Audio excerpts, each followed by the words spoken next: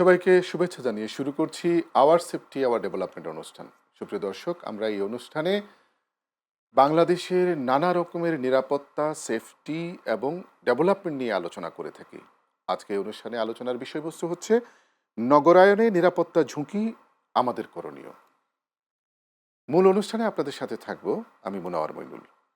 অনুষ্ঠানে যাওয়ার আগে আমরা আমাদের আজকের অতিথিদের সাথে আপনাদের পরিচয় করিয়ে দিচ্ছি। আমার বাঁ দিকে আছেন lieutenant commander Azharul Islam, managing partner tool master fire solution. আপনাকে স্বাগত চ্যানেল এসে। ধন্যবাদ, আপনাকেও ধন্যবাদ। Thank you.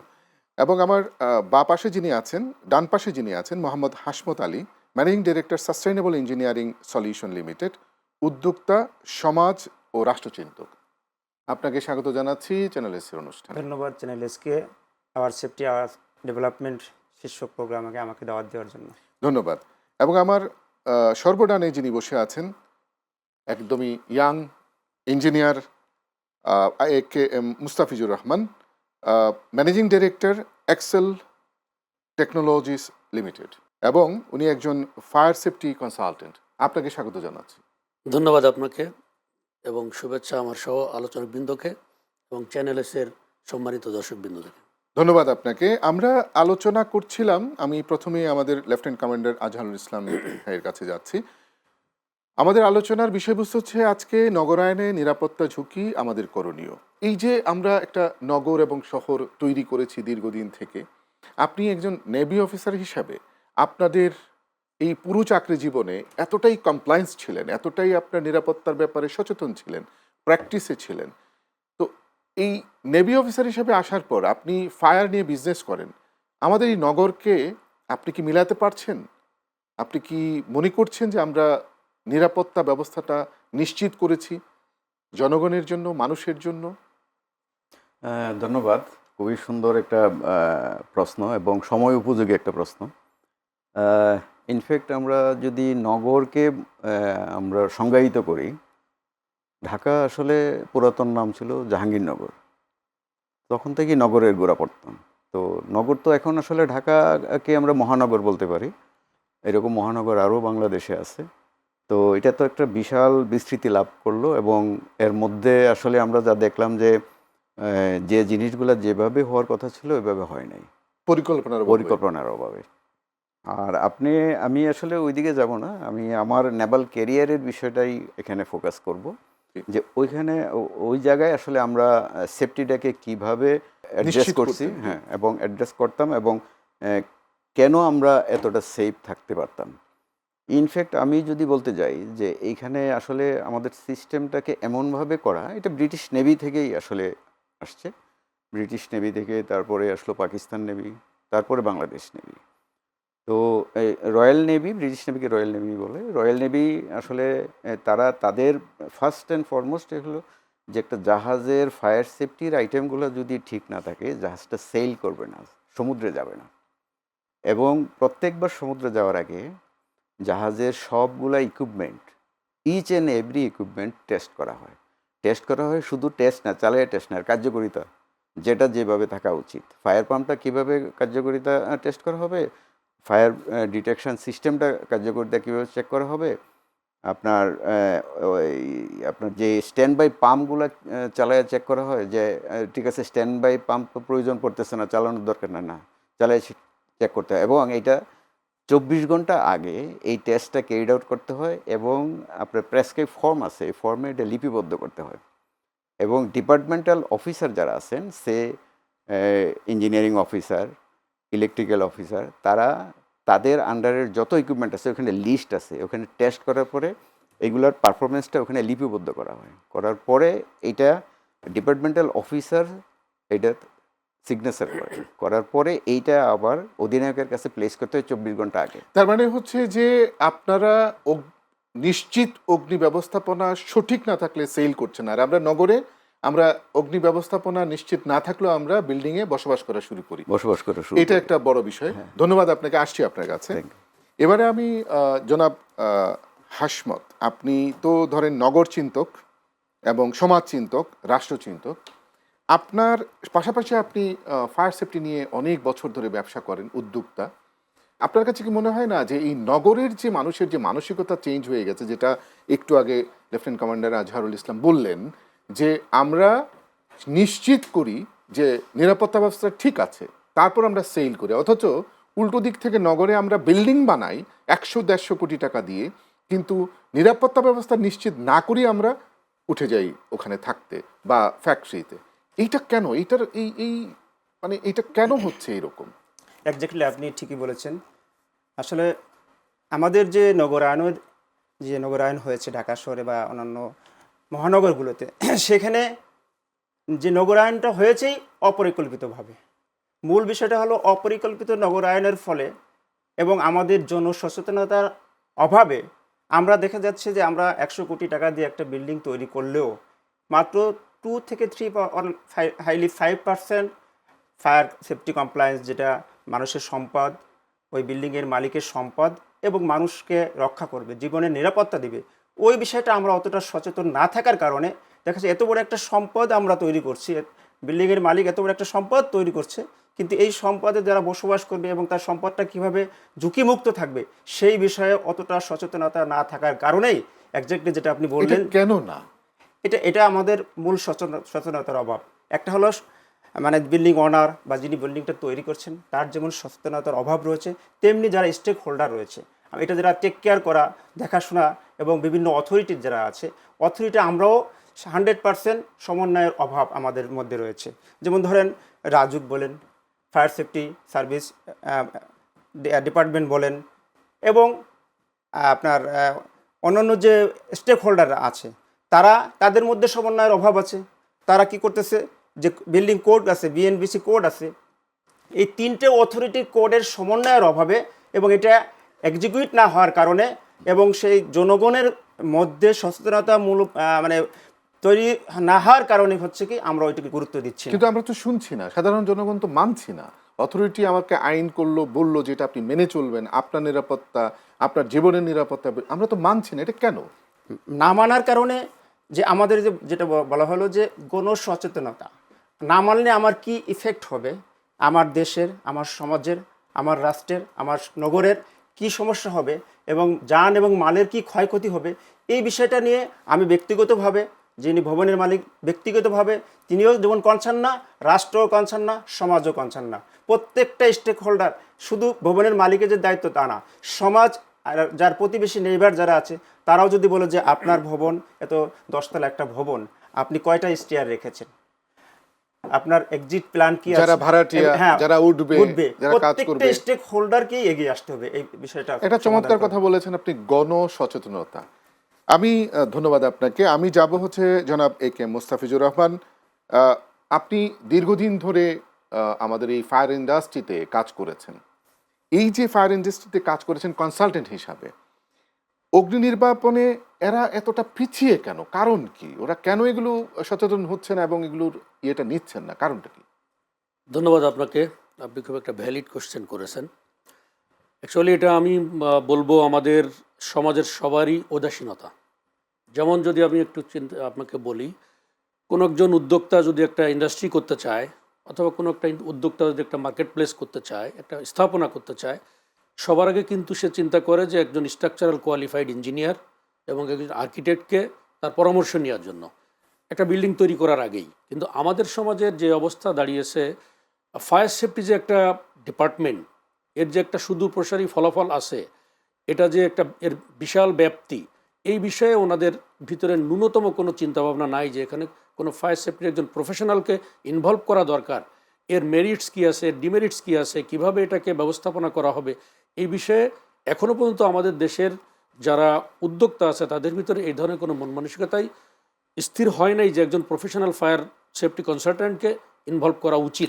এইটা একটা চমৎকার পয়েন্ট আপনি বলেছেন যে ওই প্রথম প্ল্যানিং এর পর্যায়ে কিন্তু আপনার ধরুন আর্কিটেক্ট আমরা নিয়োগ করি, জি, আমরা সিভিল ইঞ্জিনিয়ার, স্ট্রাকচারাল ইঞ্জিনিয়ার ঠিক করি, সব কিছুই ঠিক করি, কিন্তু একটা বাদ পড়ে যায় যেটা তার জীবন এবং সম্পদের নিরাপত্তা দিবে, ফায়ার কনসালটেন্ট আমরা করি না। এটা কারণ কি আপনার কাছে কি মনে হয়? এটা দীর্ঘদিন যাবৎ এটা চলে আসছে।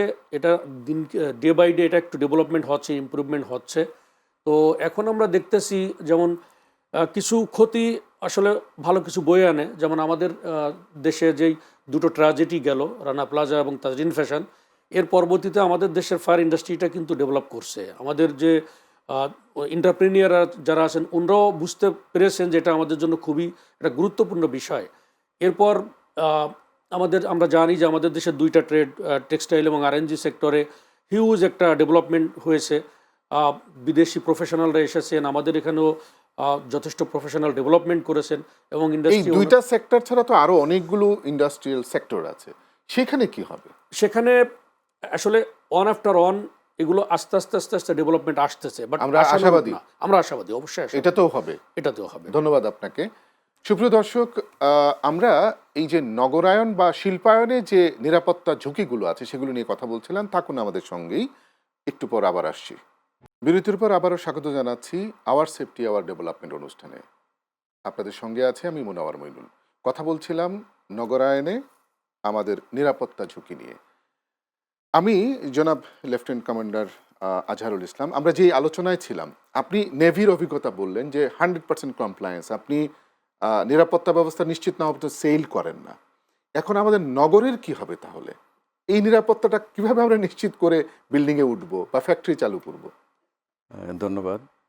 ইনফ্যাক্ট আসলে আমি শুধু একটা বিষয়ই পয়েন্ট আউট করছিলাম, এবং ফায়ারের বিষয়ে যদি নেভির কনসেপ্টটা কিংবা নেভির কনসেপ্টটা যদি আমরা মনে করি যে এখানে সর্বক্ষেত্রে চালু করা যায়, যেমন আপনার নেভিতে প্রতিদিন ফায়ারের এক্সারসাইজ করা হয়।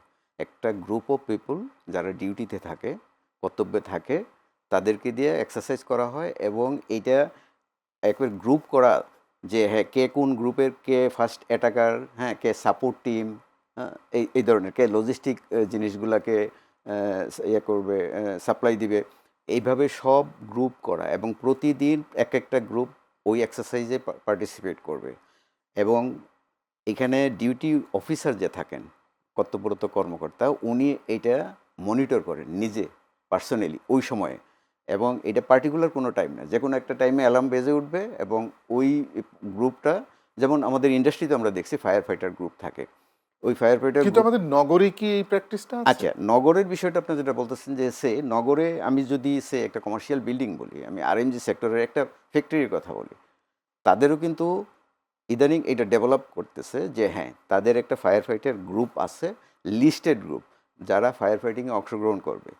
সেই অফিস আওয়ারে কারা করবে, ওয়ার্কিং টাইমে কারা করবে, অফ টাইমে কারা করবে, এইভাবে একেবারে শনাক্ত করা দেওয়া আছে যে হ্যাঁ এই কয়টা লোক এই কাজ করবে, এইভাবে করবে। দুঃখিত আপনাকে থামালাম এই জায়গাটা। আমার প্রশ্নটা হচ্ছে যে আপনারা আরএমজি সেক্টরে এনাফ কাজ করেছেন, এটা প্র্যাকটিসটা শুরু হয়েছে, করবে, কিন্তু এই যে গুলশান বনানী থেকে বিভিন্ন জায়গায় যে বড় বড় ইমারত হচ্ছে, সেখানেতে অগ্নি দুর্ঘটনাগুলো ঘটছে, ওখানে কিভাবে আমরা এটা নিশ্চিত করতে পারি? আপনি বললেন ফায়ার ড্রিলের কথা, আপনার এক্সারসাইজের কথা, এটা কিভাবে আমরা নিশ্চিত করতে পারি?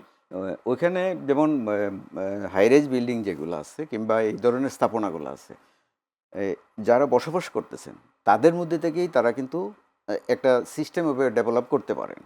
হ্যাঁ, আমরা এমনও দেখেছি যে কিছু সেন্ট্রি আছে, তাদেরকে এইভাবে ট্রেন করা থাকে।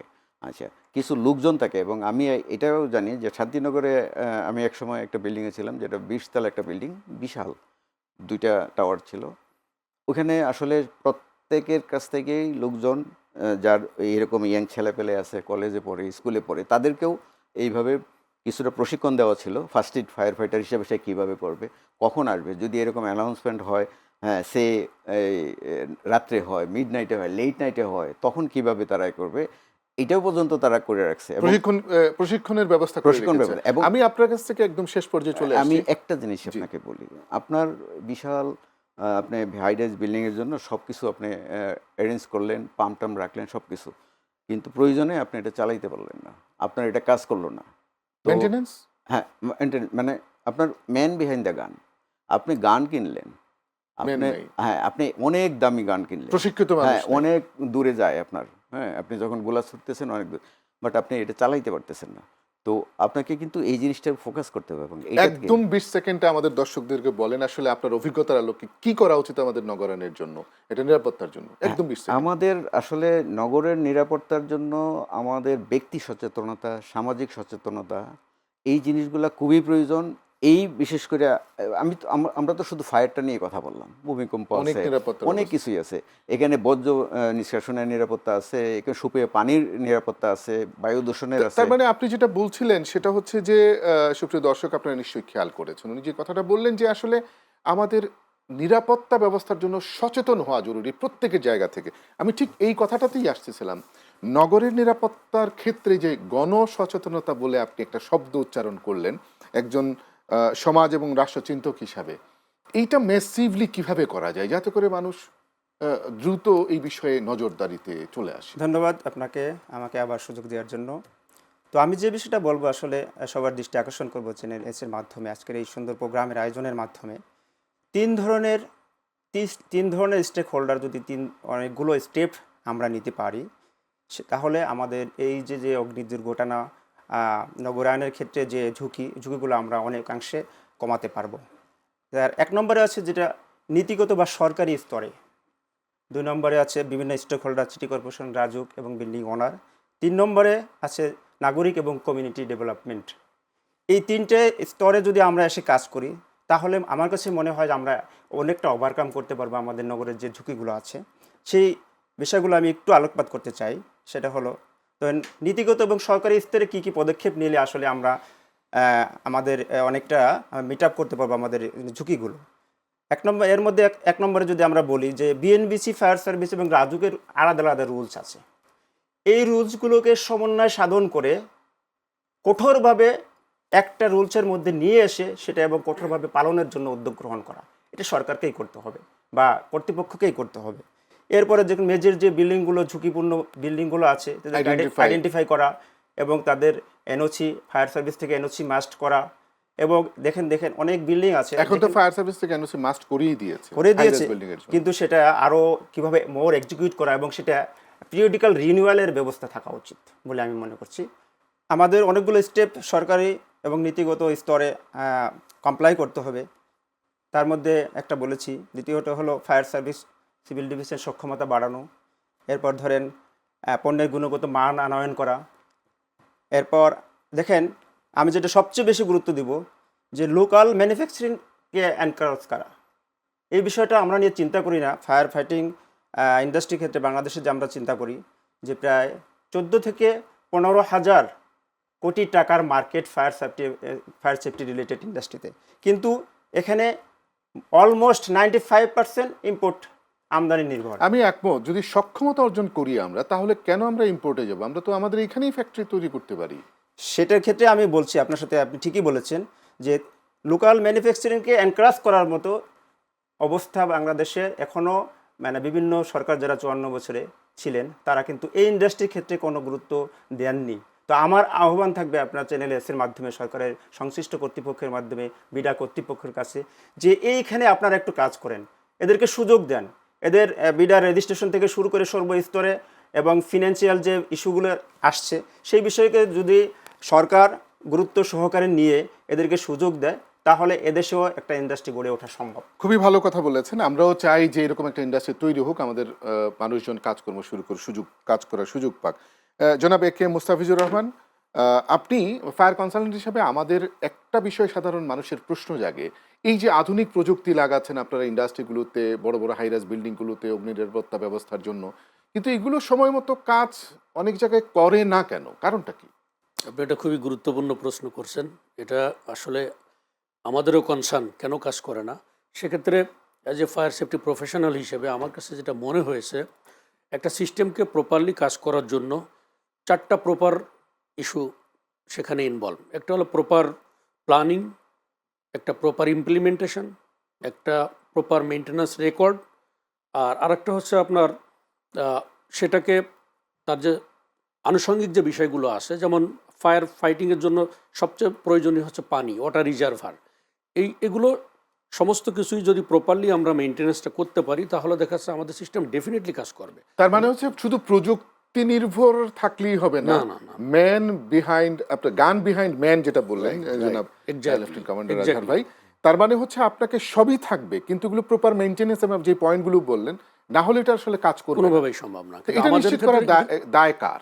এক্ষেত্রে শুরুতে আমি যেটা বলবো, যিনি ইন্ড ইউজার, ইন্ডিভিজুয়াল তাকেই আমাদেরকে সচেতন করতে হবে যে আপনি যে ইনভেস্টমেন্টটা করেছেন এটা ডেফিনেটলি আপনার লাইফ সেফটি ইকুইপমেন্ট, আপনার প্রপার্টি সেফটি ইকুইপমেন্ট, এটা আপনার ইনভেস্টমেন্টটা তখনই যখন যে কোনো একটা ইমার্জেন্সি পিরিয়ডে যদি কাজ করে তাহলে আপনার ইনভেস্টমেন্টটা কাজে লাগবে। তো আমাদের সেই দায়িত্বটা হলো যিনি এটার ইন্ডিভিজুয়াল তাকেই এটাকে দায়িত্ব নিতে হবে যে আমার এটা যেন প্রপারলি ইউটিলাইজ হয়, আমার মেনটেন্যান্স রেকর্ডটা যেন প্রপারলি থাকে এবং ইমার্জেন্সি পিরিয়ডে আমার যত রকমের ইকুইপমেন্ট থাকে না কেন সেগুলো যাতে সচল অবস্থায় থাকে, যেটা যাতে কাজ করতে পারে। সিস্টেম কিন্তু অত্যাধুনিক, এটা ফেল করার কোনো আপনার সুযোগ নেই। অভিজ্ঞতা কি বলে, থাকে? না, ম্যাক্সিমাম ক্ষেত্রেই থাকে না। যদি আমি কারণ আপনাকে কি? একটাই, যেমন ধরেন ফায়ার, তো ফায়ারের ক্ষেত্রে যেমন ফায়ার ডিটেকশন, ফায়ার প্রোটেকশন, ডিটেকশনটা একটু হার্মফুল মনে হয়। যেমন যে কোনো ফলস অ্যালার্ম অনেক ক্ষেত্রে বেজে ওঠে, দেখা যাচ্ছে কোনো একটা প্রতিষ্ঠান ইন্ডাস্ট্রি চলতেছে, একটা ফলস অ্যালার্ম বাজলে তাকে তো সেভাবে ট্রেন্ড আপ করা আছে, কোনো অ্যালার্ম বাজলেই সে কাজ ফেলে রেখে চলে যাবে। অনেক ক্ষেত্রে কি হয়, এটাকে মিস ইউজ হয়। আমার মনে হয় 30 সেকেন্ডে আপনি আমাদের দর্শকদের জন্য বলেন কি করা উচিত। না, ডেফিনেটলি আমরা অবশ্যই যে ইকুইপমেন্ট আমরা এখানে ইনস্টলেশন করব সেটাকে 100% প্রপার ওয়েতে ইউটিলাইজেশন যাতে হয় সেটাকে রেডি মুডে রাখতে হবে। ধন্যবাদ আপনাকে চ্যানেল এসে এই অনুষ্ঠানে যোগ দেওয়ার আপনাকেও জন্য। ধন্যবাদ। আপনাকে দর্শকদের ধন্যবাদ জন্য এবং জনাব আজহার আপনাকেও ধন্যবাদ। সুপ্রিয় দর্শক, আপনারা নিশ্চয়ই শুনেছেন যেটা অত্যন্ত গুরুত্বপূর্ণ একটি আলোচনা হলো, যে আলোচনার ভিত্তিতে আমরা দু একটা পয়েন্ট আপনাদেরকে মনে করিয়ে দিয়ে যাই। আপনি বিল্ডিং বানালেন, প্রযুক্তি দিয়ে সর্বাধুনিক প্রযুক্তি লাগালেন, কিন্তু মেনটেন্যান্সটা নাই, পরে এগুলোর পরিচর্যা নাই, সঠিক সময়ে কাজ করবে না। সচেতনতার অভাবের কারণে আপনি রাস্তা ছোট রাখলেন, বিল্ডিং বড় করলেন, ঠিকঠাক মতো আপনার এই নিরাপত্তা ব্যবস্থা রাখলেন না, আপনার সম্পদ এবং আপনার জীবন কিন্তু ঝুঁকিতে পড়ে গেল। সেগুলো মাথায় রাখবেন। আপনাদের সাথে আবারও অন্য অনুষ্ঠানে দেখা হবে আরেকদিন। সেই পর্যন্ত ভালো থাকুন। ধন্যবাদ।